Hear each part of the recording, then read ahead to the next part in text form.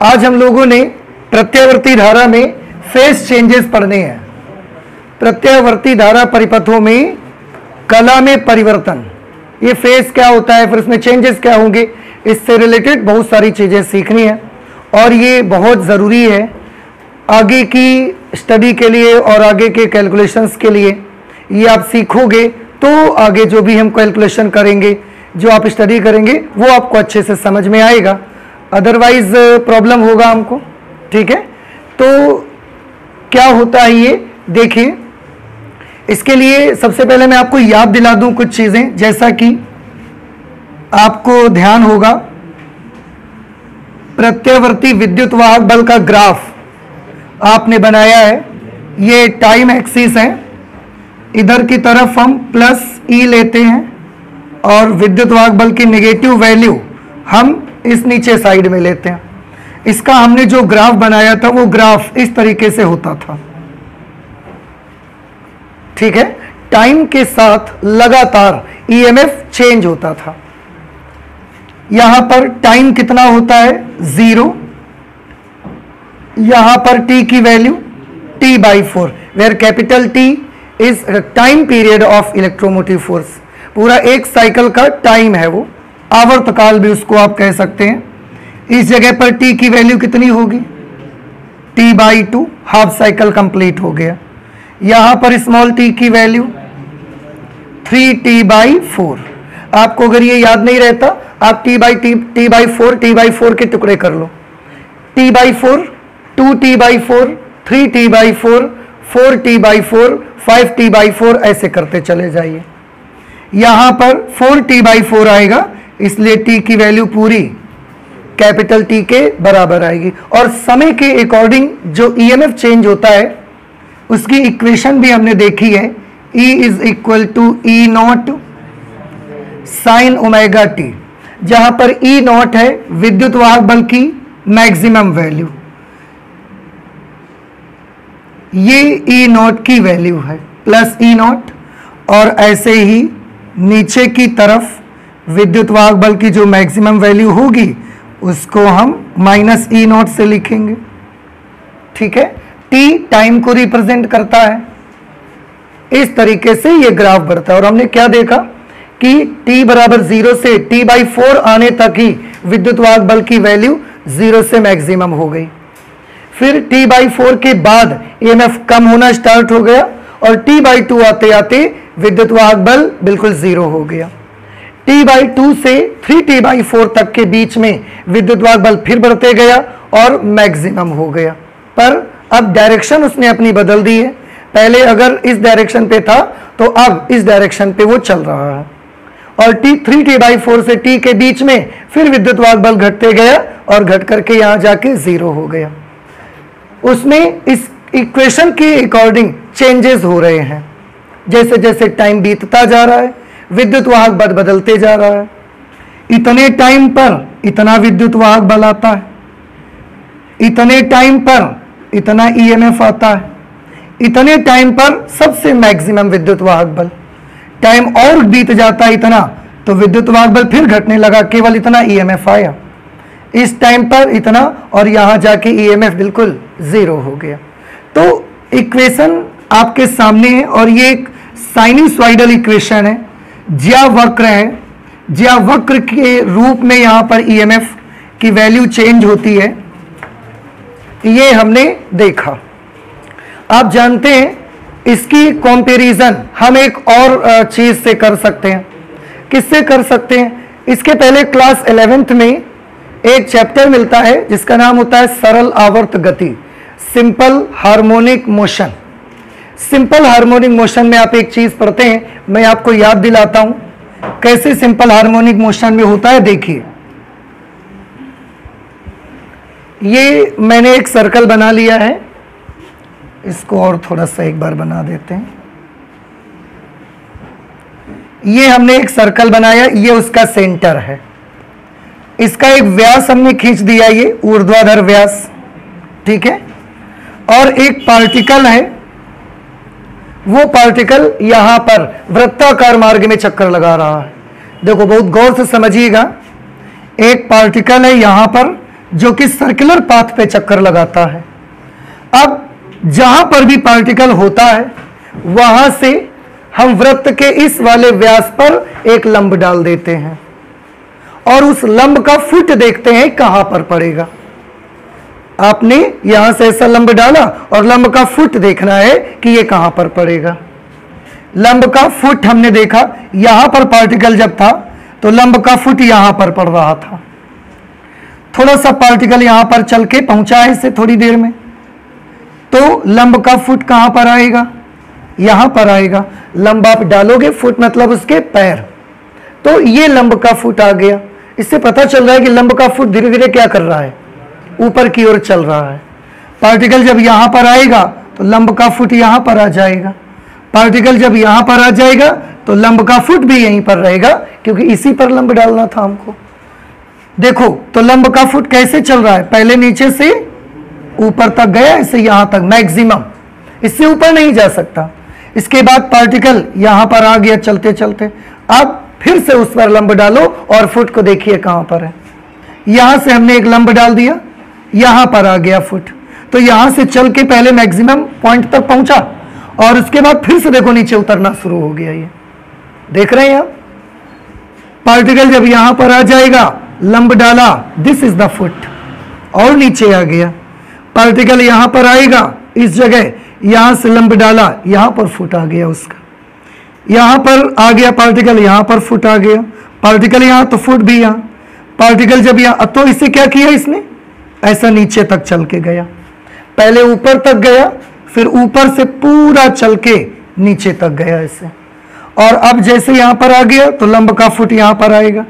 Particle यहां तो लंब का फुट भी यहां, पार्टिकल यहां, लंब का फुट फिर से यहां, और फिर से यहां पर आ गया। देखो तो आप पार्टिकल मत देखो, पार्टिकल से वृत्त के व्यास पर डाले गए लंब का फुट देखिए केवल, वो किस प्रकार की गति करता है। ये बस इस व्यास पर ना पहले ऐसा ऊपर जाता है, जीरो पे है पहले, फिर मैक्सिमम पोजीशन पर पहुंचा एक तरफ, फिर जीरो पर आया, फिर दूसरी तरफ मैक्सिमम पोजीशन पर पहुंचता है, फिर जीरो पर आ जाता है। और अगर हम इस पार्टिकल को और रोटेट करवाते रहें तो हम बार बार देखेंगे कि इसका लंब का जो फुट है वो जीरो से एक साइड में मैक्सिमम, फिर मैक्सिमम से जीरो, फिर दूसरी साइड में मैक्सिमम, फिर मैक्सिमम से जीरो, फिर जीरो से मैक्सिमम, फिर मैक्सिमम से जीरो, जीरो से दूसरी साइड में मैक्सिमम, निगेटिव साइड में, और फिर मैक्सिमम से जीरो। यहां पर भी तो यही हो रहा है। ईएमएफ क्या करता है, टाइम के साथ जीरो से पहले जाता है मैक्सिमम वैल्यू तक, फिर मैक्सिमम से जीरो हो जाता है, जीरो से मैक्सिमम, मैक्सिमम से जीरो, फिर जीरो से दूसरी तरफ मैक्सिमम, और फिर मैक्सिमम से जीरो।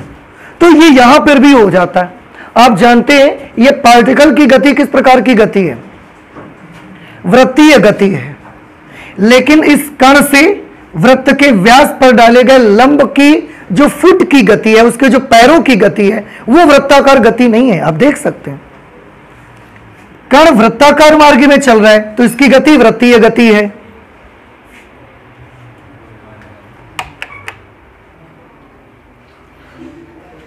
आज रात में यहां लाइट नहीं आई है और सुबह से दिन में भी आई है तो केवल हमें लगता है घंटे 2 घंटे रही होगी बस। इस वजह से आज इन्वर्टर जितनी देर चलना था चल गया। रात में हमें लगता है 12 ही बजे के आसपास लाइट चली गई थी तो फिर आई नहीं उसके बाद 12 बजे। बस देखो, आप जितना शोर मचाओगे उतना ज़्यादा आपको गर्मी लगेगी, तो गर्मी आपको भी लगेगी, हमको भी लगेगी। तो पढ़ाई करते हैं, गर्मी को नज़रअंदाज कर दीजिए, क्योंकि गर्मी तो रोज आएगी, पढ़ाई इंटर बार बार नहीं आएगा, और कसम से बार बार आएगा ना तो मज़ा भी नहीं आएगा। आप सोचो, बार बार इंटर करना चाहते हैं आप, जिंदगी और इंटर ही पढ़ते रहो का, इसलिए इंटर बार बार नहीं आएगा, गर्मी तो हर बार आएगी। कभी कभी गर्मियों में पढ़ने का मजा लो, है ना, देखो कितना अच्छा लगता है, चीजें ज्यादा समझ में आती हैं। बस आप चुपचाप रहेंगे तो कोई प्रॉब्लम नहीं, हम लोग पढ़ते चलेंगे। तो मैं आपको समझाना यह चाहता हूं कि पार्टिकल भले कौन सी गति कर रहा है, वृत्ताकार गति, लेकिन उस कण से वृत्त के व्यास पर जब हम लंब डालते हैं तो उस लंब के फुट की गति देखो, वो एक निश्चित बिंदु के इधर उधर सरल रेखा में गति करता है। ये वाली गति को हम बोलते हैं सरल आवर्त गति, simple harmonic motion, SHM shortcut में इसको कहा जाता है। और हम चाहें same motion, simple harmonic motion, इसका मोशन नहीं, सिंपल हार्मोनिक मोशन से हम इसको कंपेयर कर सकते हैं। कैसे कंपेयर कर सकते हैं? सिंपल हार्मोनिक मोशन के बारे में एक चीज मैं और आपको बताऊं, उसको भी देखिए। ये जैसे मैंने सर्कल बनाया, अभी देखिएगा एक फिगर में एक साथ कितने सारे इंफॉर्मेशन हम इससे निकाल देंगे, उसको आप समझिए। दैट्स वेरी इंटरेस्टिंग और बड़ा इंपॉर्टेंट भी है। आपको एसी के बारे में ना वो सारी इंफॉर्मेशन इकट्ठी करनी ही है, आपके मन में होना ही चाहिए उसको। देखो ये सेंटर, ये हमने व्यास बना लिया। पहले मैं इसी में SHM बना के दिखाऊंगा आपको सरल आवर्त गति का, और उसके बाद उसी को कन्वर्ट कर देंगे हम इसमें। देखिएगा ध्यान से। अब आप ये तो समझ गए कि अगर पार्टिकल यहां पर लंब का फुट यहां पर होगा, कुछ देर के बाद चलते चलते ये पार्टिकल यहां पर आ गया। मान लिया कि यहां से यहां तक इसको आने में स्मॉल t टाइम बीत गया, स्मॉल t टाइम बीत गया, और वो यहां पर आ गया। अब उसके लंब का फुट कहां पर है? यहां पर आएगा बेटा लंब का फुट।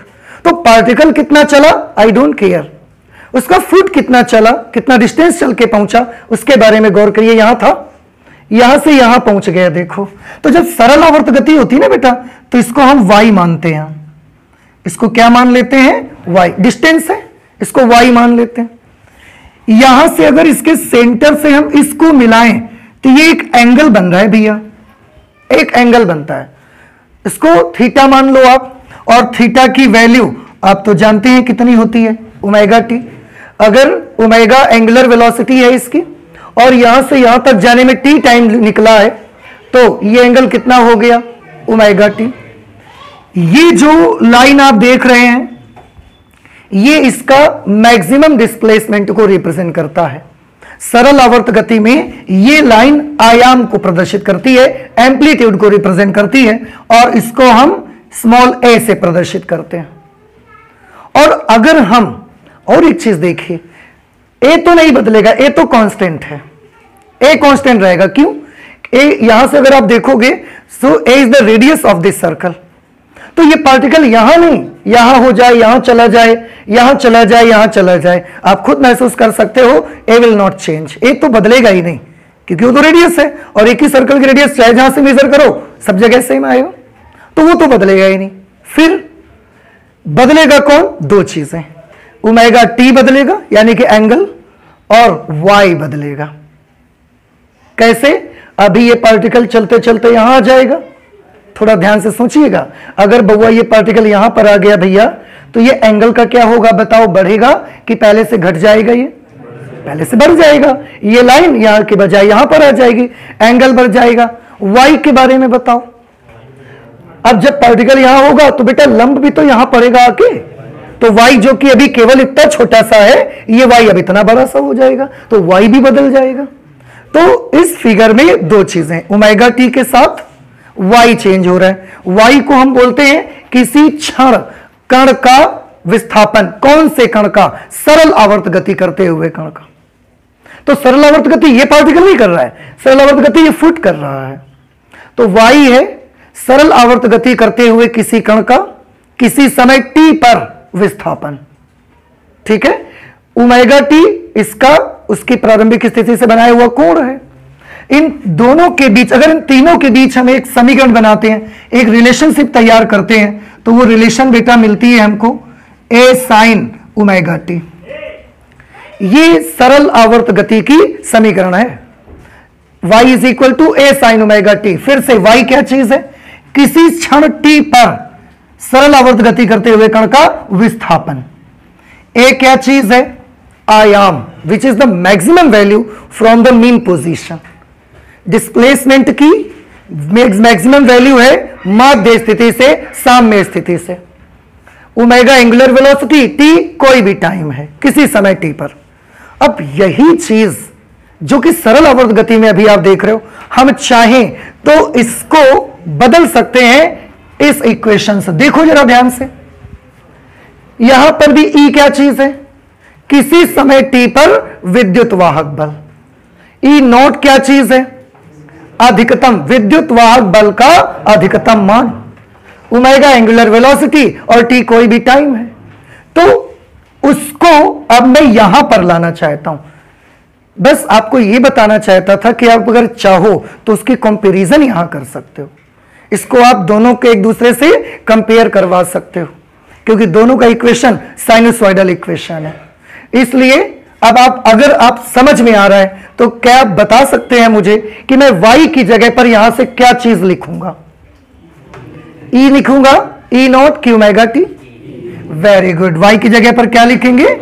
बहुत अच्छे। अच्छा, A की जगह पर क्या लिखा जाए? A is the maximum displacement, महत्तम मान। यहां पर विद्युत वाहक बल की बात हो रही है, तो महत्तम मान कितना है? E naught. Then A is replaced by E naught. Okay, this is the maximum value. Omega t की जगह ओमेगा टी। और अब अगर इनमें आप इक्वेशन बनाओगे, यही इक्वेशन बन जाएगी आपकी। तो हम चाहें तो जो प्रत्यावर्ती विद्युत वाहक बल होता है ना, इसको हम सरल आवर्त गति से कंपेयर करवा सकते हैं।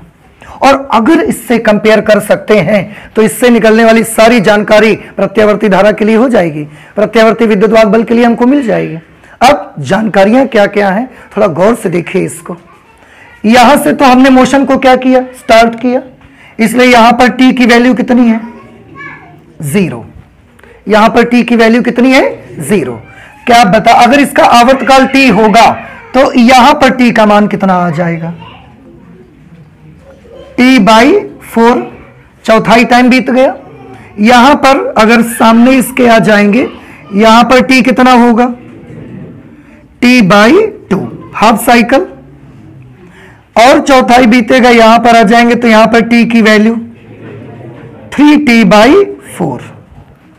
और जब पूरा चक्कर लगा लोगे तो बउआ यही टी कितना बन जाएगा बेटा? Capital T. एक साइकिल घूम गए। तो ये किसकी बात आ गई? समय के बारे में हमने ये देख लिया। अब थोड़ा सा, हाँ, एक चीज मैं और आपको बताऊं। यहां पर किसी समय, किसी भी क्षण, ये जो एंगल बनता है ना ओमेगा टी, इसको हम बोलते हैं, अगर विद्युत वाहक बल है तो इसको हम बोलेंगे विद्युत वाहक बल की कला। इसका नाम हमने क्या रखा? कला। अंग्रेजी में इसको क्या बोलते हैं? फेज। अंग्रेजी में इसको क्या बोलेंगे? फेज बोला जाएगा, PHASE, ये हम कहेंगे। तो एक लाइन पे मैं पहले ये आपको लिख के दिखा देता हूं। क्या मैंने बताया? या जो ओमेगा टी है, ओमेगा टी को क्या बोलते हैं? Phase of alternating current voltage at time T. किसी समय स्मॉल टी पर प्रत्यावर्ती वोल्टेज की कला कहा जाता है इसको। हिंदी में इसे आप बोलेंगे कला। तो याद रखिए, ओमेगा टी को या एंगल को हम क्या बोलेंगे? फेज। और यहां पर देखो फेज ही बदलता है, फेज बदलेगा और किसी समय टी पर विद्युत वाहक बल का मान भी बदलेगा। अगर ये थोड़ा सा और नीचे होता यहां पर, तो ये ओमेगा टी कैसा होता? कम। इससे थोड़ा ऊपर होता तो ओमेगा टी कैसा होता? थोड़ा ज्यादा होता। तो फेज चेंज होगा। अब जैसे जैसे ये वाला पॉइंट यहां पर ऐसा आगे की ओर चलते जाएगा, थोड़ा गौर से देखिएगा। अभी ये वाला एंगल कितना है? Omega T. अगर ये पॉइंट चल के यहां पर आ जाएगा तो ओमेगा टी का क्या हो जाएगा? बढ़ जाएगा। और विद्युत वाहक बल का मान भी, जब ये पॉइंट चलते चलते यहां पर आ जाएगा, उस समय फेज कितना होगा? फेज मतलब ओमेगा टी। ठीक है, ओमेगा टी का मान कितना हो जाएगा बताओ? 90 डिग्री। Very good. देखो ये लाइन है ना बेटा, जब ये चलते चलते यहां पर भैया आ जाएगा तो बेटा ये एंगल 90 डिग्री का नहीं हो जाएगा। तो अगर पार्टिकल यहां पर है तो उसका फेज कितना होगा? आंसर है उसका फेज होगा 90 डिग्री, या π/2 हम लिख सकते हैं। कुछ बात समझ आ रही है आपको? अच्छा, ये चलते चलते पार्टिकल अगर यहां पर आ जाएगा, फिर फेज कितना होगा? ये वाली लाइन अभी यहां पर आ चुकी है तो फेज 90 डिग्री। ये लाइन चलते चलते फिर यहां पर आ जाएगी तो ये फेज कितना बन जाएगा? पूरा 180 डिग्री। और इसको हम क्या लिख सकते हैं? पाई। फिर ये और आगे बढ़ेगा, यहां पर आ जाएगा तो फेज कितना? 270। 270 या फिर हम फेज बता देंगे यहां 3π/2, ये फेज यहां पर। और पार्टिकल जब चलते चलते यहां पर आ जाएगा उस समय उसका फेज कितना 360 डिग्री, या रेडियन में मेजर करेंगे तो 2π रेडियन। समझ आ गया? इसका मतलब ये हुआ भैया कि T/4 पर जो प्रत्यावर्ती वोल्टेज होता है उसकी कला क्या होती है? T/4 टाइम है, और T/4 टाइम पर कला कितनी होती है? π/2। T/2 टाइम पर कला कितनी होती है? पाई। 3T/4 पर टाइम पर कला कितनी होती है? 3π/2। और T बराबर कैपिटल T पर कला क्या होती है? 2π। ये फेज के बारे में बात कर दिया हमने। अब विद्युत वाहक बल की इंस्टेंटेनियस वैल्यू के बारे में थोड़ा सा जिक्र करते हैं। विद्युत वाहक बल का तात्क्षणिक मान के बारे में थोड़ा सा जिक्र करिए। अब आप ये बताओ, विद्युत वाहक बल की मैक्सिमम वैल्यू इतनी है, इतनी।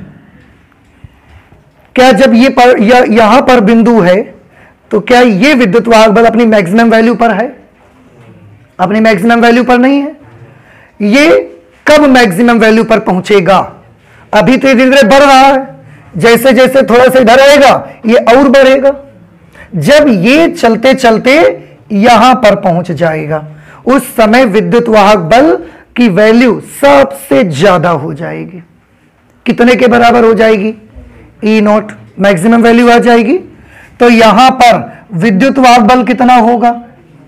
Plus E0। एक साइड में ऊपर साइड प्लस ले लेंगे, नीचे साइड भी जब मैक्सिमम चलेंगे तो माइनस ले लेंगे हम। फिर जब पार्टिकल यहां पर आ जाएगा विद्युत वाहक बल फिर से क्या होना शुरू हो जाएगा? ये कम होने लगेगा। देखो ऐसा आना शुरू हो जाएगा। जब पार्टिकल चलते चलते यहां पर आ जाएगा तो इस विद्युत वाहक बल, देखो ध्यान से, ये यहां पर है तो इससे हमने एक लंब डाला और ये कह दिया कि ये है समय t पर विद्युत वाहक बल। जब ये चलते चलते यहां पर आ जाएगा तो यहां से एक लंब डालेंगे, फिर ये होगा समय t पर विद्युत वाहक बल। अगर वो चलते चलते इस पॉइंट पर पहुंच गया तो विद्युत वाहक बल का मान बता सकते हैं कितना होगा? यहां से एक लंब डालोगे और यहीं से यहीं तक का डिस्टेंस कितना होगा? 0। तो यहां पर विद्युत वाहक बल कितना होगा? 0 नहीं हो जाएगा? ये बात नहीं समझ में आई? फिर से देखो, विद्युत वाहक बल समय t पर विद्युत वाहक बल कैसे बताते हो आप? ये व्यास है, अगर यहां पर कोई पॉइंट है तो यहां से हम लंब डालते हैं और ये डिस्टेंस हम नाप लेते हैं। यही है समय t पर विद्युत वाहक बल का मान। ये चल के अगर यहां पर आ गया और किसी ने पूछा जब यहां पर है, वेव आपकी यहां पर है, उस समय तात्क्षणिक विद्युत वाहक बल का मान बताइए, तो तुरंत हमने ये लंब डाला और यहां से ये नाप के बता दिया कि इस समय विद्युत वाहक बल का मान ये चलते चलते इस साइड यहां पर आ गया। अब हमसे पूछा किसी ने कि जब इतना टाइम बीत गया है तो विद्युत वाहक बल का मान बताओ उस समय पर, तो तुरंत हमने यहां से यहां तक एक लंब डाला और ये नाप के उस समय का विद्युत वाहक बल बता दिया। और अगर ये पार्टिकल यहीं पर आ गया सीधे, अब विद्युत वाहक बल बताइए, तो यहां पर लंब डाला और देखा कि यहां से और यहीं तक का डिस्टेंस कितना होगा, तो विद्युत वाहक बल यहां पर कितना आ जाएगा? 0 आ जाएगा। और जब चले थे तो शुरुआत कहां से की थी हमने? यहां से, तो यहां पर भी विद्युत वाहक बल कितना रहा होगा? 0 रहा होगा। ठीक है। इसके बाद और जब आगे चलेंगे तो विद्युत वाहक बल फिर क्या हो रहा है? जैसे आप आगे चलोगे फिर लंब डालोगे, अब विद्युत वाहक बल इतना हो गया। यहां पर आ गए तो विद्युत वाहक बल इतना हो गया। यहां पर आएंगे विद्युत वाहक बल इतना हो जाएगा। यहां पर आएंगे विद्युत वाहक बल मैक्सिमम हो जाएगा। पर यहां पर जब आओगे विद्युत वाहक बल मैक्सिमम हुआ और ये विद्युत वाहक बल मैक्सिमम मतलब E0, और क्योंकि ये नेगेटिव डायरेक्शन पे है तो माइनस E0। इसके बाद जब ये फिर आगे ऐसे बढ़ेगा तो विद्युत वाहक बल का क्या होना स्टार्ट हो जाएगा? मैक्सिमम तक पहुंचा। उसके बाद जब ये आगे बढ़ेगा तो ये लंब यहां पर आ जाएगा, विद्युत वाहक बल कम हो गया। यहां पर आएगा, ये लंब आ गया, विद्युत वाहक बल और कम हो गया। तो ईएमएफ की वैल्यू क्या होने लग गई? कम होने लग गई। और जब यहां पर पहुंचेगा तो ईएमएफ फिर कितना हो जाएगा? 0। तो जहां से चला था वहीं पर आ गया। ईएमएफ फिर से कितना हो गया? 0 के बराबर आ गया। इतनी चीज समझ में आई? यही चीज यहां पर बदलाव हो रहा है। आप चाहें तो गौर करके देखिए, जो सेम चेंजेस यहां दिख रहे हैं आपको वही चेंज यहां पर दिख रहा है। t बराबर 0 पर विद्युत वाहक बल का मान कितना है? t बराबर, देखो जो यहां लिखा है सब यहां पर आ गया नक्शा आपका। t बराबर 0 पर विद्युत वाहक बल कितना है? 0। t बराबर t बाई 4 पर, t बाई 4 पर विद्युत वाहक बल कितना है? मैक्सिमम। और कितना? Plus E not. ये प्लस ई नॉट आ गया, देखिए सबसे मैक्सिमम है प्लस ई नॉट के बराबर। t बाई 2 टाइम पर विद्युत वाहक बल का मान 0। t बाई 2 टाइम पर, ग्राफ देखो इस लाइन को टच कर रहा है, ईएमएफ 0 हो गया। 3t बाई 4 टाइम पर ईएमएफ कितना होगा? Maximum, but in the other direction. तो दूसरी डायरेक्शन पे 3t बाई 4 पर वाकई में मैक्सिमम है, लेकिन दूसरी दिशा में मैक्सिमम है। फिर t बराबर कैपिटल T पर विद्युत वाहक बल कितना है? 0। तो वाकई में ये ग्राफ इस लाइन पे आ गया, इसका मतलब ईएमएफ कितना हो गया? 0 हो गया। ठीक है। आप कला को लेकर अगर बात करिए, फेज को लेकर, तो t बराबर 0 पर फेज कितना होता है? 0। t बराबर 0 पर फेज 0। फिर t बराबर t बाई 4 पर फेज कितना? Pi by 2। ये फेज के बारे में है। तो t बाई 4 पर फेज कितना होगा? Pi by 2। t बाई 2 पर फेज कितना होगा? पाई। तो t बाई 2 पर फेज कितना होगा? पाई। 3t बाई 4 पर फेज कितना होगा? 3 पाई बाई 2। 3t बाई 4 पर फेज होगा 3 पाई बाई 2। t पर फिर से फेज कितना आ जाएगा? 2 पाई। ऐसे फेज भी बढ़ते चला जाएगा। देखो फेज आधा आधा पाई बढ़ रहा है, यहां से पाई बाई 2 यहां तक, पाई बाई 2 और बढ़ के कितना बन गया? पाई। फिर यहां तक बढ़ के 3 पाई बाई 2, आधा पाई और बढ़ के कितना हो गया? 2 पाई। अगर आगे भी हम ग्राफ बनाएं तो हर बार आधा आधा पाई क्या होते जाएगा? बढ़ते जाएगा। टाइम कितना बढ़ता है? Time t by 4 t by 4 t by 4 के टर्म में बढ़ता है। विद्युत वाहक बल का क्या होता है? 0 मैक्सिमम, 0 दूसरी दिशा में मैक्सिमम, 0। सेम चीज ये फिगर हमको बताता है। आप यहां से हर लैंग्वेज में बात कर सकते हैं। आप चाहें तो टाइम की लैंग्वेज में बात कर सकते हैं, आप चाहें तो फेज की लैंग्वेज में बात कर सकते हैं, आप चाहें तो ईएमएफ की लैंग्वेज में बात कर सकते हैं। आपसे किसी भी लैंग्वेज में बात किया जाएगा। अगर आपने सीखा है तो अब आप बता सकते हो। कैसे? थोड़ा ध्यान से देखिएगा। दो जगहों पर वैसे हम ज्यादा ध्यान दे सकते हैं। एक तो जहां पर t कैपिटल T जैसे 1 गुना है, ठीक है, या पाई के बारे में बात करो फेज से रिलेटेड, तो यहां पर फेज कितना है? यहां पर फेज है पाई बाई 2 और यहां पर फेज कितना है? 3 पाई बाई 2। अब हमको एक बात समझ में आई, अगर पाई बाई 2 या 3 पाई बाई 2 है तो फिर विद्युत वाहक बल कितना होगा? मैक्सिमम। कहने का मतलब पाई बाई 2 में अगर 1, 3, 5, 7, 9, 11 पाई बाई 2 का अगर विषम गुणज बन रहा है तो वहां पर विद्युत वाहक बल हमेशा कैसा मिलेगा आपको? मैक्सिमम मिलेगा। आप देख लो ना, यहां पाई बाई 2 के साथ 1 है, यहां पाई बाई 2 के साथ क्या है? 3। फिर आगे जाओगे यहां 5 पाई बाई 2 आ जाएगा, यहां 7 पाई बाई 2 आ जाएगा, फिर यहां 9 पाई बाई 2 आ जाएगा, 11 पाई बाई 2 आ जाएगा। तो पाई बाई 2 का अगर विषम गुणज वाले फेज पर देखोगे तो विद्युत वाहक बल हमेशा कैसा मिलेगा आपको? मैक्सिमम ही मिलेगा। और अगर पाई के गुणक में देखोगे, पाई का पूर्ण गुणक जैसे 1 पाई, 2 पाई, तो 1 पाई और 2 पाई पर ईएमएफ कितने मिल रहे हैं? 0। 3 पाई पर आप फिर यहां पर आ जाओगे, 4 पाई पर यहां पर आ जाओगे, 5 पाई पर यहां, 6 पाई, 7 पाई, 8 पाई। तो अब हमको एक बात समझ में आई कि अगर पाई का पूर्ण गुणज है तो उस जगह पर विद्युत वाहक बल का मान कितना होगा? 0। लेकिन पाई बाई 2 का अगर विषम गुणज है तो वहां पर विद्युत वाहक बल का मान क्या आएगा? मैक्सिमम। कुछ बात समझ आ रही है आपको? अब मैंने आपसे ऐसे ही अचानक किसी दिन पूछ लिया, बताइए 11 पाई बाई 2 जब फेज होगा विद्युत वाहक बल कितना होगा? मैक्सिमम। अब समझ गए आप? पाई बाई 2 का विषम गुणक बता दिया, जबकि फिगर में वो चीज नहीं आई, लेकिन आपने सीखा, आपको समझ में आने लगा। मैंने बोल दिया बताइए 8 पाई पर वैल्यू कितनी होगी? 0, क्योंकि ये पाई का पूर्ण गुणा जा गया। ये चीज समझ आ रही ना आपको? इस तरह से आपको याद रखना है और आप बता सकते हो इसको। एक बार फिर से तीनों भाषाओं में कैसे आप बात कर सकते हो। पहले टाइम को देखो, यहां पर टाइम कितना 0, यहां पर t/4, यहां पर t/2, 3t/4 और यहां पर पूरा एक साइकिल कंप्लीट हो गया।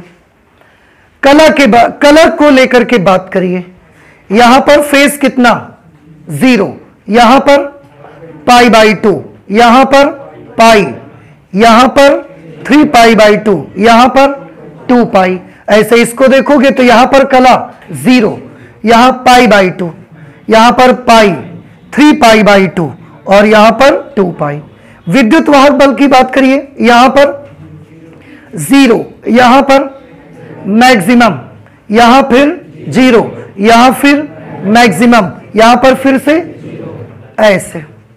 तो हम चाहे टाइम से भी उसको बता सकते हैं, हम चाहे फेज से भी उसकी बात कर सकते हैं, हम चाहे विद्युत वाहक बल की लैंग्वेज में भी आपको उसको समझा सकते हैं। तो हम उसे इससे कंपेयर भी कर सकते हैं इस तरह से। और इक्वेशन में जो ये ओमेगा टी आप देख रहे हैं, इसी को बोलेंगे कि ये विद्युत वाहक बल का क्या है, फेज है। इसको कला कहा जाता है हिंदी में। अब ये तो हुई विद्युत वाहक बल की बात।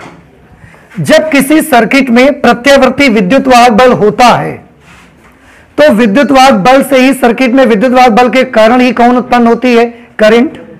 तो सर्किट में प्रत्यावर्ती धारा भी तो होगी भाई। अगर ये विद्युत वाहक बल की बात आप कर रहे हो तो विद्युत वाहक बल से ही कौन उत्पन्न होता है, प्रत्यावर्ती धारा। इसलिए प्रत्यावर्ती विद्युत वाहक बल के बारे में अगर ये बातें हैं तो प्रत्यावर्ती धारा के बारे में क्या बातें हैं, यही सब चीजें हैं। t/0 पर करंट भी, अब विद्युत वाहक बल था, अब करंट के बारे में सोचो, करंट भी कैसी होगी 0। हम चाहें तो यहीं पर करंट को भी लिख सकते हैं, यहां पर आई कैसी होगी 0, लेकिन इसके बारे में ऐसे नहीं लिखो अभी आप, इसको करंट को छोड़ो। हाँ, ये जरूर कह सकते हैं कि जहां पर प्रत्यावर्ती परिपथ में ईएमएफ है तो उस ईएमएफ की वजह से एक करंट उसमें जरूर उत्पन्न हो जाएगी। करंट का परिवर्तन भी इसी प्रकार का परिवर्तन होता है। लेकिन आप जानते हो प्रत्यावर्ती धारा परिपथों में जब हम विद्युत वाहक बल और करंट दोनों को एक साथ देखते हैं, प्रत्यावर्ती धारा के सर्किट है, एसी सर्किट हमारे, उस पे हमने विद्युत वाहक बल को भी देखा, वोल्टेज को, और करंट को हमने देखा। हम एक चीज उसमें बड़ी अजीब चीज मुझे दिखती है, क्या दिखती है कि विद्युत वाहक बल की वजह से ही कौन बनता है, करंट। लेकिन विद्युत वाहक बल और करंट, विद्युत वाहक बल लगातार चेंज हो रहा है, कभी 0, कभी मैक्सिमम, फिर 0 मैक्सिमम, इस तरीके से बदलता है। पर अजीब चीज हमने एसी सर्किट्स में क्या देखी, ये कि जब सर्किट में विद्युत वाहक बल का मान मैक्सिमम है तो हमने देखा कि ये जरूरी नहीं है कि उस वक्त करंट भी मैक्सिमम हो।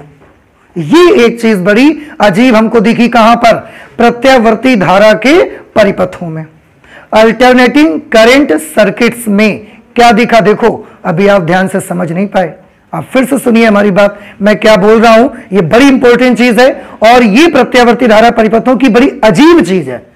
अजीब चीज है जो कि क्यों होता है, इसके रीजन है, पर जब आप पहली बार सुनोगे आपको पक्का बहुत स्ट्रेंज लगेगा, काफी पिक्यूलियर थिंग है ये। कैसे, मैंने क्या बोला, धारा को बनाता कौन, किसकी वजह से धारा उत्पन्न होती है, विद्युत वाहक बल की वजह से। करंट का अगर आप ग्राफ बनाने जाते हो तो बेटा करंट का ग्राफ भी तो ऐसा ही बनता है, उसमें भी तो यहां पर t/0 आता है, यहां पर t/4, यहां t/2, यहां 3t/4 और यहां पर कैपिटल T आता है। t/4 पर करंट मैक्सिमम इधर की तरफ, इसमें करंट मैक्सिमम दूसरी साइड में, सेम ग्राफ इसका बनता है। लेकिन अजीब चीज क्या है, सर्किट में हमने एक सर्किट एसी का बनाया, उसमें वोल्टेज भी हम देख रहे हैं और उसमें हम करंट भी देख रहे हैं। पर देखते क्या है कि दोनों चीजें एक साथ मैक्सिमम हो, दोनों चीजें एक साथ जीरो हो जाएं, दोनों चीजें एक साथ दूसरी दिशा में मैक्सिमम हो, फिर दोनों चीजें एक साथ जीरो हो जाएं, फिर से वो एक दिशा में मैक्सिमम हो, एक साथ चलें, ये जरूरी नहीं है। किसी किसी प्रत्यावर्ती धारा परिपथ में हम क्या देखते हैं कि वोल्टेज आगे आगे चल रहा है और करंट थोड़ा पीछे चल रही है।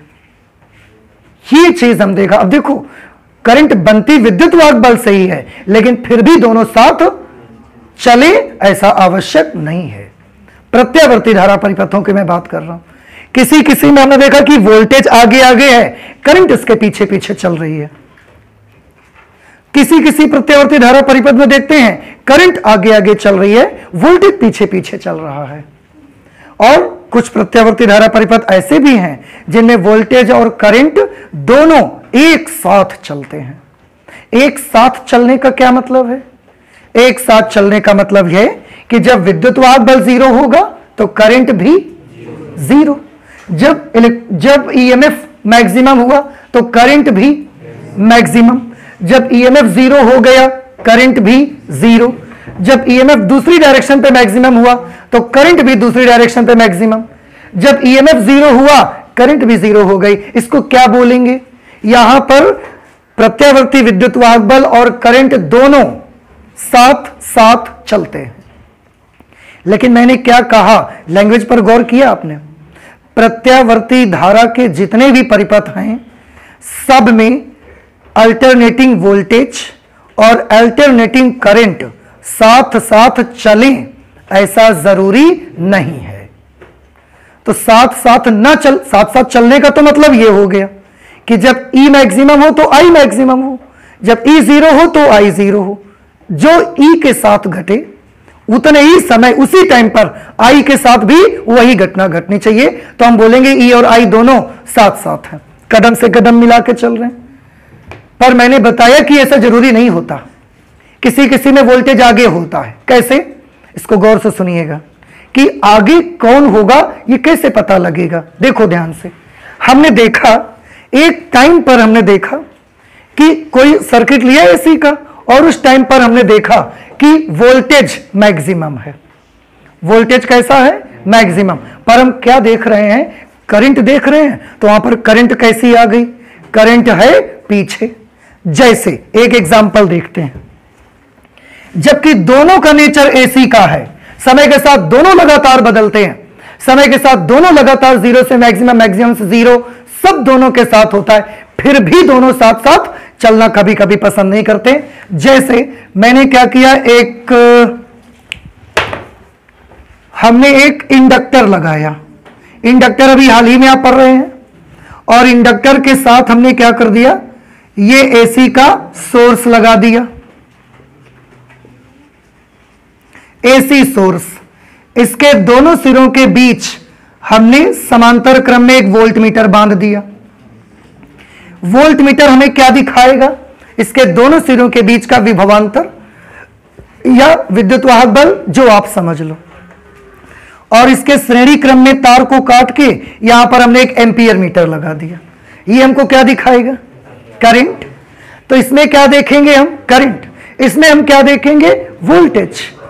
अब हमने क्या देखा, जैसे ही हमने इसका सर्किट ऑन किया, कौन सा वोल्टेज आप दे रहे हो, डीसी कि एसी?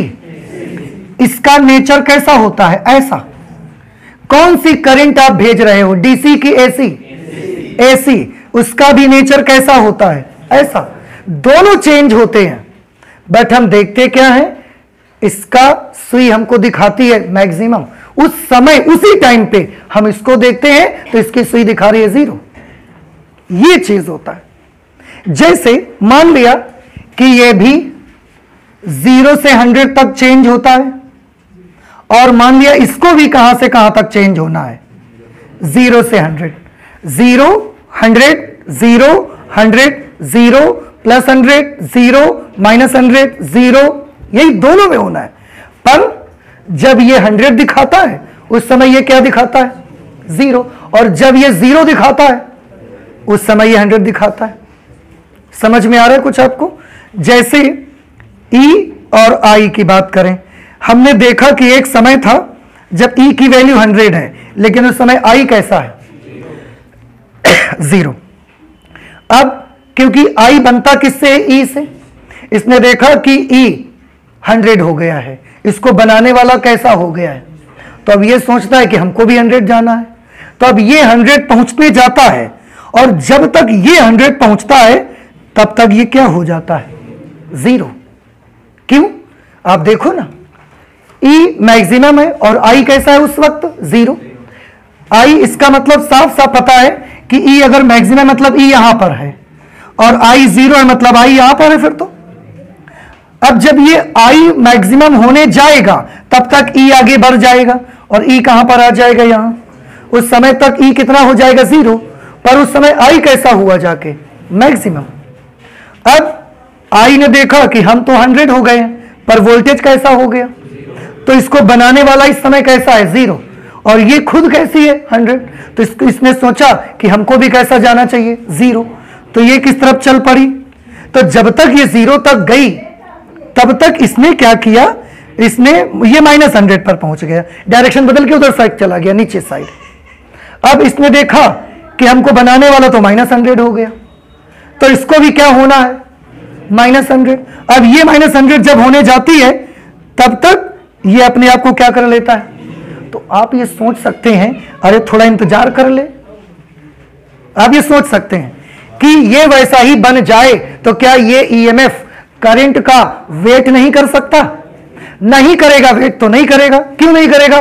परिभाषा में लिखा है आपने कि प्रत्यावर्ती विद्युत वाहक बल वो विद्युत वाहक बल है जो समय के साथ निरंतर बदलता है, किसी का वेट नहीं करता। वो समझ रहे हैं? वो समय के साथ लगातार बदलेगा। कोई पीछे छूट गया तो छूट गया, उससे उसको कोई फर्क नहीं पड़ता। ये अपने आप को बदलने से रोक नहीं सकता। इसकी भी मजबूरी है और इसकी भी मजबूरी है। तो जब ईएमएफ मैक्सिमम है तो करंट 0, जब ये मैक्सिमम होने जाती है तब तक ईएमएफ यहां पर पहुंच के 0 हो जाता है। फिर करंट 0 होने जाती है तब तक ईएमएफ यहां पहुंच जाता है, मैक्सिमम हो जाता है दूसरी दिशा में।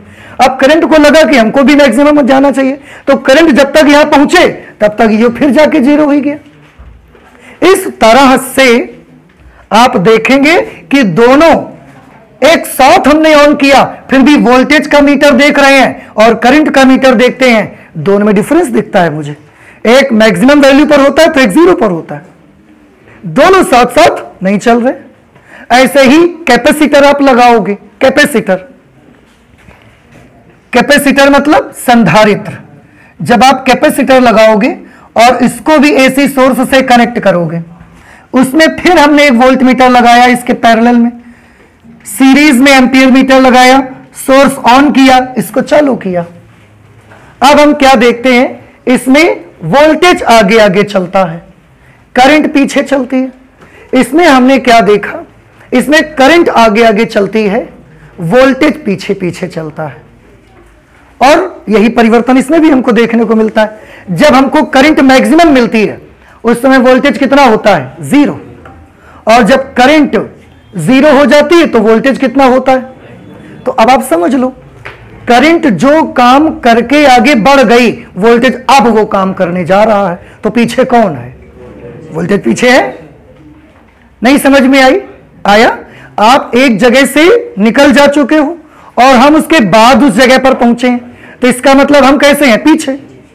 और अगर हम उस जगह से पास हो चुके हैं, आप थोड़ी देर बाद पहुंच रहे हो, तो अब हम आगे हैं, आप पीछे हो। इसलिए हम बोलते हैं कि प्रत्यावर्ती धारा परिपथों में ये एक अजीब चीज दिखती है कि प्रत्यावर्ती वोल्टेज और प्रत्यावर्ती धारा दोनों साथ साथ चलें, ऐसा नहीं होता। अब आप सोचेंगे ऐसा क्यों होता है? हम चाहे ना इसको हम और तरह से कंपेयर करके आपको बता सकते हैं। इसके लिए बड़ा अच्छा एग्जाम्पल है हमारे पास, उस एग्जाम्पल को देखो, वहां से आपके मन का सारा दुख दर्द दूर हो जाएगा। देखो, ये हमने यहां पर एक रेलवे ट्रैक बनाया है, ध्यान से देखिएगा जरा इसे आप। ये एग्जाम्पल है, इस तरह से ऐसा हो सकता है आपको समझाने का। ये हमने एक रेलवे ट्रैक ऐसा चौकोर बनाया, इसने क्या किया? एक ट्रेन चला दी ऐसे, यहां पर ट्रेन का इंजन है और यहां पर ट्रेन का गार्ड है, इंजन गार्ड। डायरेक्शन आप जानते हो, east, west, north, south. Engine इस समय किस डायरेक्शन पे चल रहा है? East, north. देखो इंजन ऊपर की तरफ जा रहा है, किस डायरेक्शन पे है, लेकिन गार्ड किस दिशा में है? गार्ड तो ऐसे बढ़ रहा है ना, तो गार्ड किस डायरेक्शन पे है? अब क्योंकि ट्रेन तो वही है, उसी में इंजन है, उसी में गार्ड है, तो गार्ड अभी किस डायरेक्शन पे चल रहा है? ईस्ट में। ट्रेन का इंजन किस दिशा में जा रहा है? नॉर्थ में। तो गार्ड चाहता है कि हम भी नॉर्थ में चलें क्योंकि हमारा इंजन नॉर्थ में जा रहा है। तो ये ट्रेन और आगे बढ़ती है। जब आगे बढ़ती है, आगे बढ़ के यहां पर आती है, तो इंजन आ गया यहां पर और गार्ड यहां पर आ गया। अब इंजन किस तरफ चलना शुरू कर दिया? वेस्ट की तरफ, पर गार्ड अभी किस तरफ जा रहा है? देखा आपने? तो गार्ड इंजन वाली पोजीशन अचीव करता है, वो अपना डिजाइन बदल नहीं सकता। जैसे जैसे ट्रेन चलेगी वैसे उसको चलना पड़ेगा, तो अपना डिजाइन नहीं बदल सकता, उसको वहां से होकर जरूर जाना पड़ेगा जहां इंजन जाएगा। लेकिन अगर एक साथ एक बार एक ही समय पर डायरेक्शन की हम बात करें तो इसकी डायरेक्शन अलग है, इसकी डायरेक्शन अलग है। थोड़ी देर बाद ये गार्ड चाहता है, इसका बहुत मन है कि हम भी वेस्ट की तरफ चलें। तो जब ट्रेन और आगे बढ़ती है तो ट्रेन यहां पर, इसका इंजन यहां आ जाता है, गार्ड यहां आ जाता है। इसका बहुत मन था कि ये भी वेस्ट की तरफ चले, तो ये तो वेस्ट में आ गया, पर उस समय इंजन किस दिशा में चला गया? साउथ में। तो गार्ड ट्रेन के इंजन की दिशा में ही चलना चाहता है, लेकिन ऐसा हो नहीं सकता। जब इंजन अपनी डायरेक्शन बदलता है उस समय गार्ड बदल करके उस दिशा में नहीं आ पाता। तो क्या इस रेलवे ट्रैक पर कभी भी गार्ड इंजन वाली डायरेक्शन पे चल सकता है? नहीं चल सकता। एक शर्त थी, अगर चल सकता होता कि अगर रेलवे ट्रैक की चौड़ाई इतनी लंबी इतना है तो ट्रेन बस इतनी छोटी होती, तो कहीं ना कहीं तो एक डायरेक्शन पे दोनों आ जाते, पर ये नहीं हो सकता। ये इसको समझने का एक छोटा सा हमने एग्जाम्पल आपको दिया है। ऐसा होता है, ये चीज समझ में आई आपको कि करंट और वोल्टेज दोनों अलग अलग हो सकते हैं। ठीक है, क्यों होता है आखिरकार ऐसा? अब क्यों पर आते हैं कि क्यों आखिरकार करंट या वोल्टेज में से एक को पीछे और एक को आगे रहना पड़ता है अल्टरनेटिंग करंट सर्किट्स में। तो इसके बारे में सबने पढ़ा है, थोड़ा समय याद दिलाऊंगा आपको, सबको याद आ जाएगा। अभी इंडक्टर तो हाल ही में आप पढ़ रहे थे, इंडक्टर हाल ही में आप पढ़ रहे थे, आपने पढ़ा कि जैसे ही हम इसमें सोर्स लगाते हैं, इसमें इंडक्टर के दोनों सिरों के बीच जितना सोर्स लगाएंगे टोटल विभवांतर इंडक्टर के सिरों के बीच आ जाता है। लेकिन जब करंट फ्लो होना स्टार्ट होती है ना, तो इंडक्टर करंट का शुरुआत में क्या करता है? विरोध करता है। समझ रहे हैं आप? तो जैसे ही हमने सोर्स लगाया, इंडक्टर के दोनों सिरों के बीच वोल्टेज तो पूरा आ गया, पर शुरुआत में इंडक्टर प्रेरण कुंडली करंट को क्या करता है? विरोध करता है, करंट का अपोज करता है। तो देखो कितना आसान है अब इसको समझना। ये इंडक्टर है, सोर्स जैसे ही कनेक्ट किया वोल्टेज फुल आ गया इसके दोनों सिरों के बीच में, पर यह शुरुआत में करंट का क्या करता है?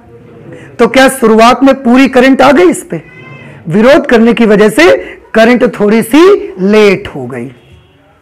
ये विरोध कर रहा है तो करंट थोड़ी सी क्या हो गई? लेट हो गई। तो इंडक्टर क्योंकि करंट को अपोज करता है, इसलिए इंडक्टर वाले सर्किट में करंट ईएमएफ की तुलना में थोड़ा सा लेट हो जाती है, डिले हो जाती है, डिले हो जाती है और पीछे रह जाती है। अब वोल्टेज पहले आ गया, अब करंट को फुल होने में थोड़ा सा टाइम लगेगा क्योंकि ये आने नहीं दे रहा, उसको थोड़ा सा देर लगेगी, उसके बाद करंट फुल हो जाएगी। पर समझ में तो आया आप कि वोल्टेज इंडक्टर वाले सर्किट में कौन पहले आ जाएगा? वोल्टेज। बाद में कौन आएगा? करंट। क्यों बाद में करंट आएगी? क्योंकि करंट का इसने क्या किया, और जिसका विरोध करोगे वो थोड़ी देर बाद आएगा।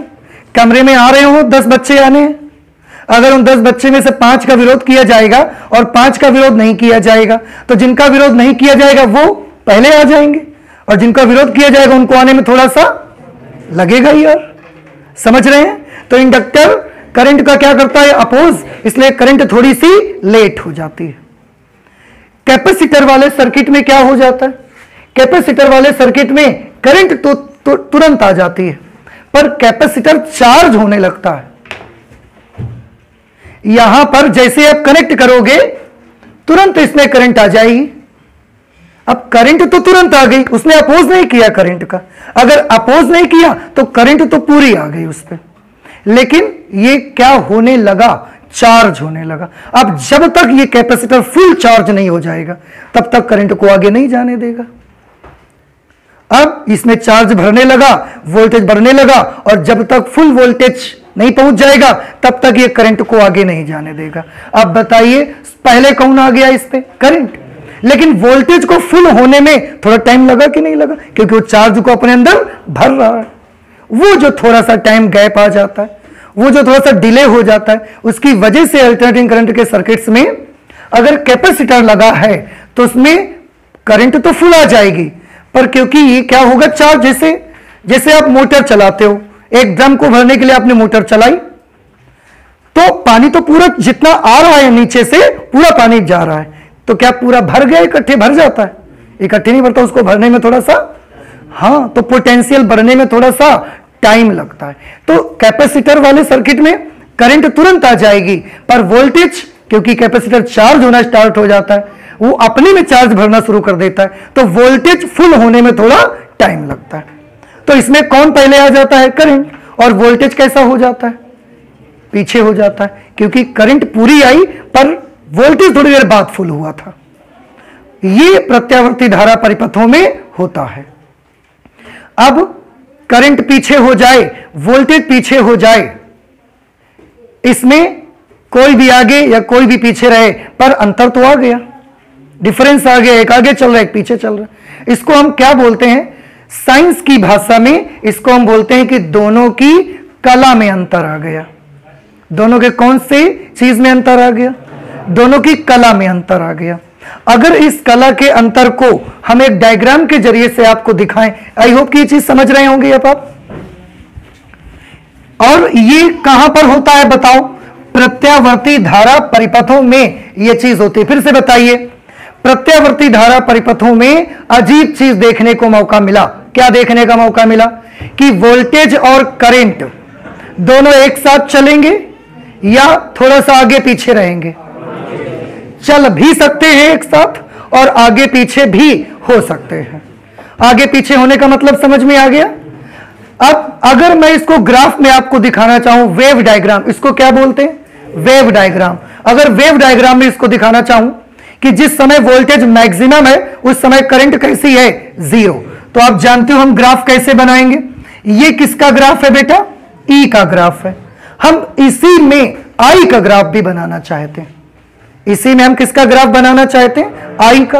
और हमने क्या बोला है, सिचुएशन क्या ली है कि जब ई मैक्सिमम है तो उस समय आई कैसी है, जीरो। ई जिस समय मैक्सिमम है तो इस कब मैक्सिमम है, T/4 पर, उस समय आई कैसा है, जीरो, उस समय आई जीरो होगा और ऐसे ग्राफ चलेगा। फिर इसके बाद यहां पर जीरो और यहां पर मैक्सिमम। तो देखो अगर इसी में हम आई का ग्राफ बनाएंगे तो वो ग्राफ कैसा बनेगा, वो ग्राफ आपको ऐसा मिलेगा।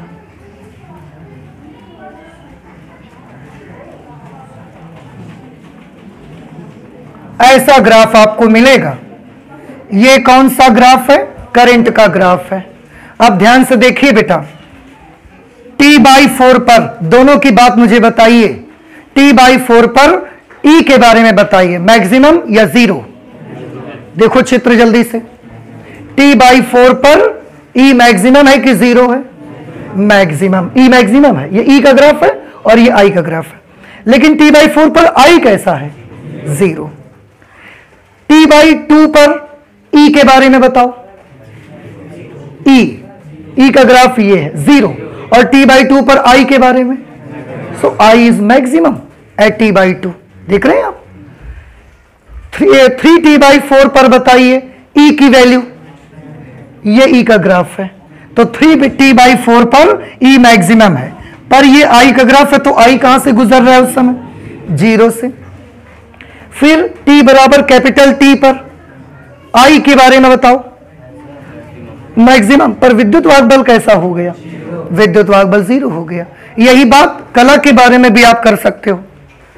π/2 फेज पर E के बारे में बताइए, मैक्सिमम। और करंट 0।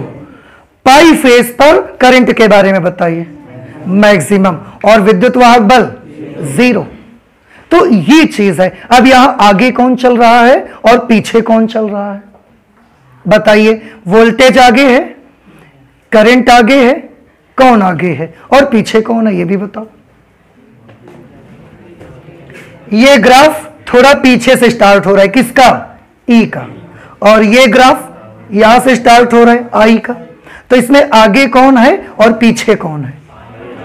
आई थोड़ा सा, वेरी गुड, आई पीछे है। अरे आप देखो ना, जब ई, देखो ध्यान से, ई 0 होकर मैक्सिमम आ गया, तब आई 0 हो पा रहा है, देख रहे हैं? और ई मैक्सिमम हो करके आ चुका और 0 हुआ, तब ये मैक्सिमम होने अब जा रहे हैं। तो इसमें आगे कौन है? आगे ई है, आई पीछे चल रहा है। अभी भी नहीं समझ में आया? आया? थोड़ा सा कॉम्प्लिकेटेड है, पर आप सोचेंगे आपको पूरा आ जाएगा समझ में। फिर से देखो, मैं एक बार याद दिलाता हूं आपको। आई, ई और आई, ई 0 कहां हुआ था? यहां। और आई 0 कहां हुआ? और जब आई 0 है, आई ने जब शुरू किया है, तो ई मैक्सिमम हो चुका है। समझ में आया?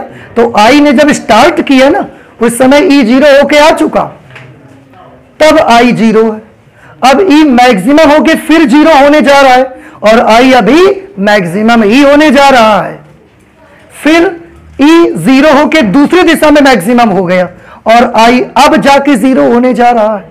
तो आगे कौन, पीछे कौन? ई आगे, आई पीछे। एक चीज याद रख लीजिए, अगर ऐसे ना दिमाग में आए, इधर से ग्राफ को देखना, लेफ्ट साइड से, और जो पहले जिसका ग्राफ दिखे वो आगे है, और जिसका ग्राफ बाद में दिखे वो। तो ग्राफ पहले किसका दिख रहा है? तो ई आगे है और आई, आप ऐसे भी समझ लो और वैसे भी समझ लो भाई। ई तो, ई जब 0 होने के बाद मैक्सिमम हुआ, तब आई 0 हुआ है जाके। तो आई तो पीछे पीछे चल रहा है ना। तो यहां आई, इसको हम लैंग्वेज में क्या बोलते हैं? आगे पीछे को। साइंस की लैंग्वेज में बोलते हैं कि विद्युत वाहक बल धारा से अग्रगामी है। क्या बोला करेंगे इसको? अग्रगामी, आगे आगे चल रहा है। और उसी वक्त धारा के बारे में क्या कहेंगे कि धारा वोल्टेज से कला में पश्चगामी है। लीडिंग और लैगिंग, दो शब्द यूज करते हैं, लीडिंग और लैगिंग। जैसे क्रिकेट मैच होता है, उसमें टेस्ट मैच होता है, उसमें अगर एक टीम ने 200 रन ज्यादा बना दिए, तो हम क्या बोलने लगते हैं कि इस टीम ने इस टीम को इतने रनों की क्या दे दी? लीड दे दी। तो लीड मतलब आगे है वो, और दूसरी टीम इतने रनों से लैगिंग है, पीछे है। तो यहां पर भी जो आगे है उसके लिए शब्द यूज करेंगे अग्रगामी, और जो पीछे है उसके लिए शब्द यूज करेंगे पश्चगामी। लीडिंग और लैगिंग। तो यहां पर अग्रगामी कौन? विद्युत वाहक बल की करंट, विद्युत वाहक बल। और पश्चगामी कौन? करंट पश्चगामी। दोनों के बीच कला में क्या आ गया? अंतर। कितने का अंतर आ गया? सोचिए कितने का डिफरेंस है। देखो यहां पर कला बताइए 0, यहां पर कला बताइए, तो दोनों के बीच कितने कला में अंतर आ गया? π/2 का डिफरेंस आ गया। तो हम कह सकते हैं कि जो वोल्टेज है वो धारा से कला में π/2 अग्रगामी है। लैंग्वेज सुनिए आपने। दूसरा सुनिए, हम यह भी कह सकते हैं इस दूसरे शब्दों में, धारा वोल्टेज से कला में π/2 कोण से पश्चगामी। दोनों बातें सही है। अगर कोई आपसे 2 मीटर आगे है, तो यह भी फैक्ट है कि आप उससे 2 मीटर पीछे भी है, तो है। समझ में आया? तो इस तरह से हम भाषा में बात करते हैं कि वोल्टेज धारा से कला में π/2 कोण से अग्रगामी है, और दूसरे शब्दों में धारा वोल्टेज से कला में π/2 कोण से पश्चगामी है। ये हमने वेव में दिखा दिया आपको। क्या यही चीज इसमें शो कर सकते हैं? आप कर सकते हैं। देखो कैसे शो करेंगे। अभी इसमें हमने क्या बनाया है? ईएमएफ का केवल। हम उसी ग्राफ में आई को भी बनाना चाहते हैं, करंट को भी बनाना चाहते हैं। ईएमएफ के लिए हमने ये लिया हुआ है, आई का हम थोड़ा सा चेंज कर लेते हैं जरा। इतना ले लो आई के लिए, आप समझ आ रहा है? ई का हमने इतना बड़ा सर्कल लिया है, आई के लिए आप इतना बड़ा सर्कल ले लो। अब शो कैसे करना है ये भी आपको समझने की आवश्यकता है। देखो, जब विद्युत वाहक बल कैसा है? मैक्सिमम, उस वक्त आई कैसा है? 0। अब बताओ ई कहां रखा जाए और आई कहां रखा जाए? सोचने वाली बात है कि विद्युत वाहक बल उस समय कैसा होना चाहिए? मैक्सिमम, और उसी क्षण आई कैसा होना चाहिए? 0। इसका मतलब मुझे तो ऐसा लगता है कि जब विद्युत वाहक बल यहां पर है तो वो कैसा है? मैक्सिमम। उस समय आई कैसा है? 0। तो वो पक्का कहां पर होगा? यहां पर, क्योंकि जो चीज यहां होती है वो कैसी होती है? 0, और जो यहां पर होती है वो मैक्सिमम। फिर यहां पर आने पर 0, और यहां पर आने पर फिर यहां पर ये होता है।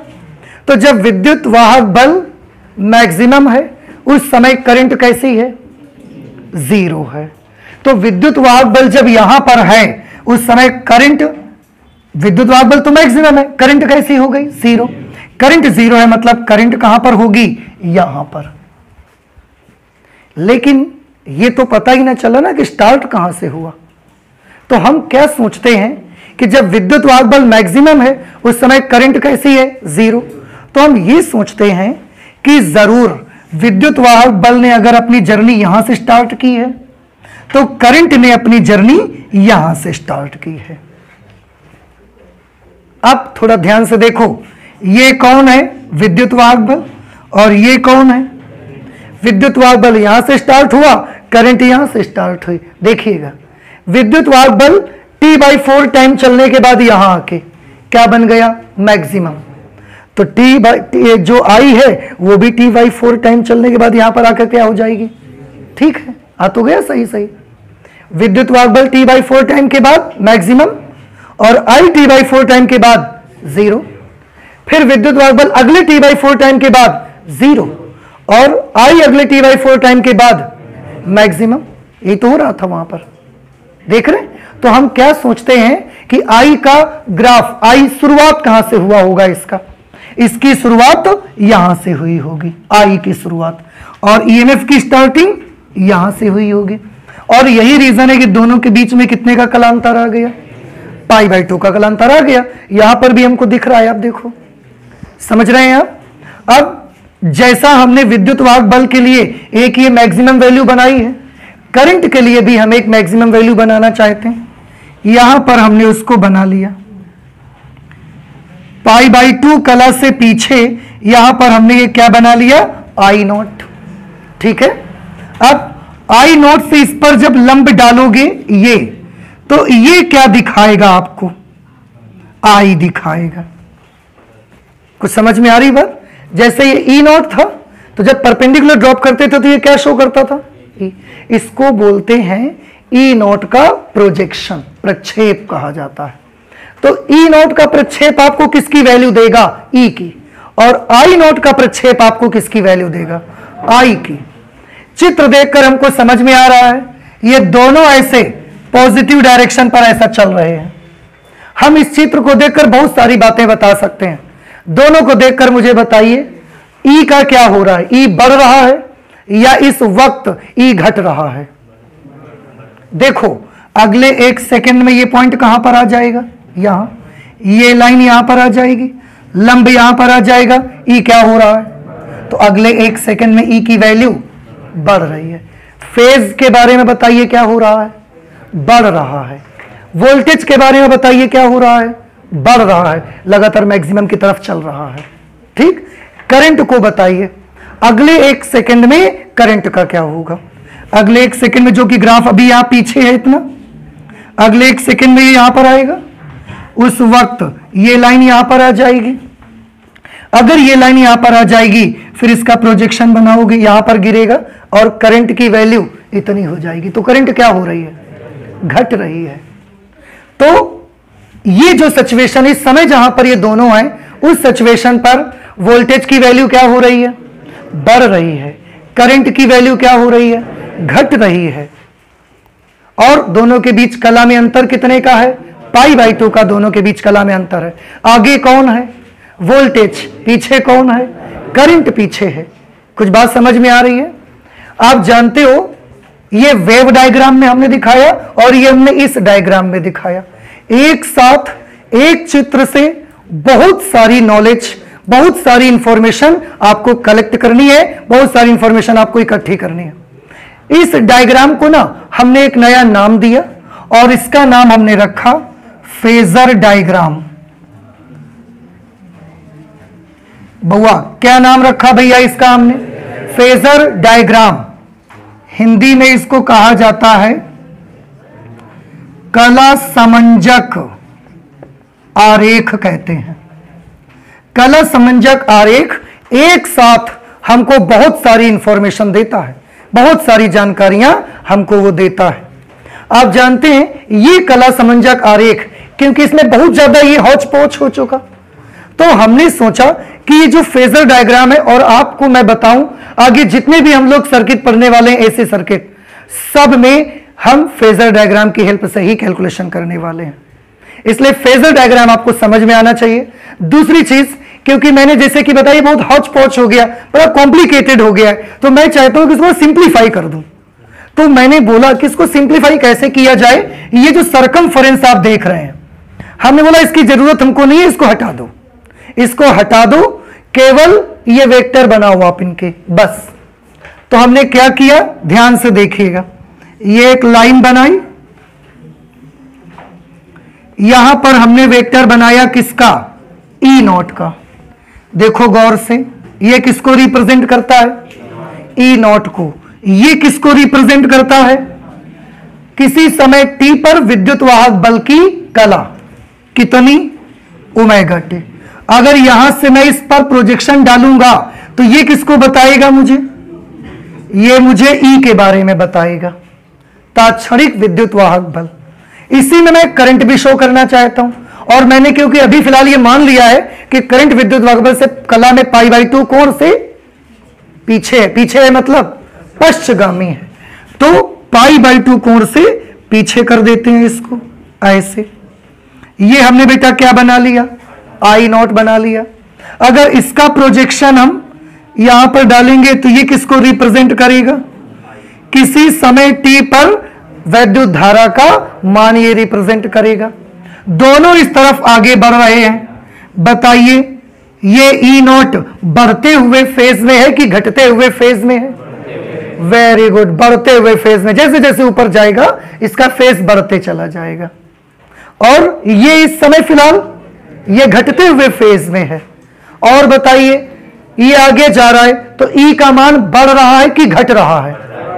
E का मान बढ़ रहा है, और करंट की वैल्यू घट रही है। जैसे ये थोड़ा और चल के यहां पहुंचेगा, लंब यहां पर आ जाएगा, I और कम हो जाएगा।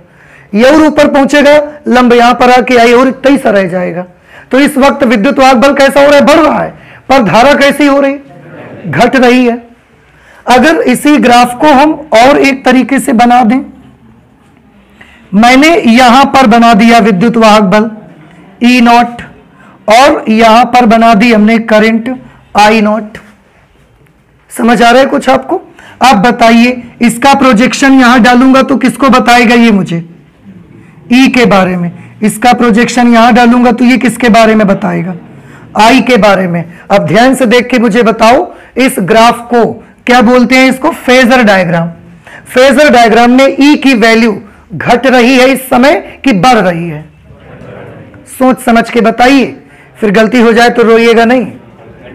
E की वैल्यू बताइए। हाँ जी, सुनाई नहीं दे रहा?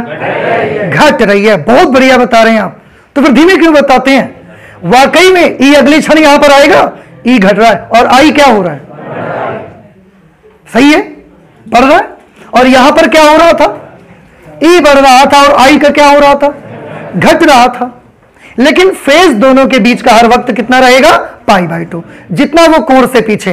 ये भी जरूरी नहीं कि हर बार पीछे ही कोण π/2 से ही पीछे रहेगा, π/2 कोण से आगे भी हो सकता है और भी किसी एंगल से आगे पीछे हो सकता है। π/2 तो मैंने आपको समझाने के लिए ले लिया है। तो एक डायग्राम से इतनी सारी जानकारी आपको मिलनी चाहिए। अब बताएं, ये चीज समझ में आई आपको? अच्छा, कोई आगे है या कोई पीछे है, हम जानते हैं इसको कैसे हमने दिखाया, वेव डायग्राम में भी दिखाया, इस डायग्राम में भी दिखाया, और इसके अलग से फेजर डायग्राम भी हमने आपको बना के दिखाया। क्या इक्वेशन में इस चीज को शो कर सकते हो आप? Answer is yes. समीकरण में भी हम शो कर सकते हैं। देखो कैसे और कहां पर यह चीज प्रदर्शित की जाएगी। अगर किसी क्षण E की इक्वेशन बन गई E0 sin ओमेगा t, और हमने क्या माना है कि जो I है वो E से कला में π/2 कोण से पीछे है, पश्चगामी है, तो I की इक्वेशन क्या बनेगी, I0 sin omega t minus π/2। अब आप इसको देखोगे तो इसका फेज कितना है, ओमेगा t, और इसका फेज कितना है। आप देखो यहां पर ये ओमेगा t और ये ओमेगा t से π/2 कोण पीछे है, देख रहे हैं आप। ये यहां से यहां तक ये कितना, ओमेगा t, और ये कितना, π/2, तो ये ओमेगा t से π/2 पीछे है। ये लाइन किसको रिप्रेजेंट करती है, ओमेगा t को, और ये ओमेगा t से कितना पीछे है, π/2। तो करंट पीछे है, इसलिए उसकी कला में हमने क्या कर दिया, माइनस कर दिया। और देखिए इसको हम एक तरीके से और भी बता सकते हैं आपको। अगर हमने आपको I की इक्वेशन दे दी, I0 sin ओमेगा t, और फिर बोला कि ये किसकी इक्वेशन है, ये इस I की इक्वेशन है, तो मुझे वोल्टेज की इक्वेशन बताओ। अब वोल्टेज I से कैसा है, आगे, कितना आगे है, तो आपको समझ में आ गया होगा शायद क्या करना चाहिए, sin ओमेगा t प्लस π/2। तो हम ऐसे भी बता सकते हैं और इक्वेशन ऐसे भी बता सकते हैं। आपको डायग्राम से भी आपको बनाना आना चाहिए, फेजर डायग्राम आपको आना चाहिए। आगे जितने भी सर्किट पढ़ेंगे, और एक चीज आपके मन में शायद एक बात आ रही हो कि ये तो हमको पता नहीं लगा, भूल गए कि कौन किसमें वोल्टेज और धारा किसमें पीछे रहेगी किसमें आगे रहेगी। डोंट वरी, आप बिल्कुल परेशान मत हो, एक एक सर्किट चुन चुन के पढ़ेंगे हम उसको। आज सिर्फ हमने आपको इतना समझाया है कि कला किसको बोलते हैं, कैसे उनका चेंज होता है, फेजर डायग्राम में कैसे हम चीजों को रिप्रेजेंट करते हैं, ये हमने केवल आपको समझाया है। आप बिल्कुल परेशान ना हो, नेक्स्ट क्लास में ही अल्टरनेटिंग करंट का एक एक सर्किट निकाल निकाल के पढ़ेंगे और हर सर्किट की सब बातें आपको बताएंगे। आज केवल हमने स्टडी की है फेज के बारे में, ये फेज डिफरेंस इसको कहा जाता है, और कोई आगे कोई पीछे हो सकता है। तो आज हम लोग फिजिक्स में इतना ही रखेंगे, आगे और भी स्टडी करेंगे लेकिन अगली क्लास पे। तो चलते मिलते हैं नेक्स्ट क्लास पे। Thank you.